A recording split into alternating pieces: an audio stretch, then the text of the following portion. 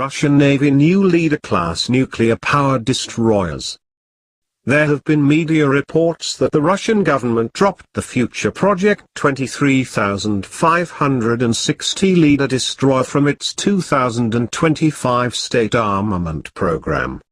Sources in the military shipbuilding industry disproved the news to correspondents of the news portal, adding, however, that the funds set aside for the program had been reduced, thus making the program's implementation bound to slip behind schedule. Scale model showing the Project 23560 Ishkval-class destroyer, export variant of Leader class, at Army 2016 exhibition. 12 ships of the 10,000 tons Leader class are planned to enter service from 2023-25, split between the Northern and Pacific fleets. They will all be nuclear-powered.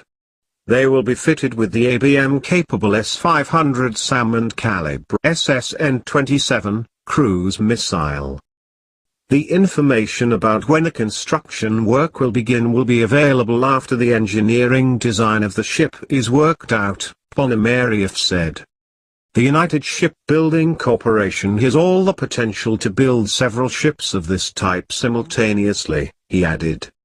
A source in the Russian defense and industrial sector told TASS earlier that the defense ministry was planning to order 8 project destroyers and the construction of the first vessel of this type was expected to start in 2018. The future Project Leader-class destroyer is expected to replace the Project 956 and 1,155 ships that make up the mainstay of the Navy's general-purpose ocean operating forces. In spite of the postponement of the program, the ship was not struck off the arms acquisition program because she remains relevant, a source close to the Leader program told. He added that the schedule would be updated before the end of April. Another source in the shipbuilding industry said that the development would be delayed due to a reduction in the financing of the shipbuilding industry as a whole despite the sufficient amount of work on the destroyer done by the Seveno Design Bureau and Krylov State Research Center.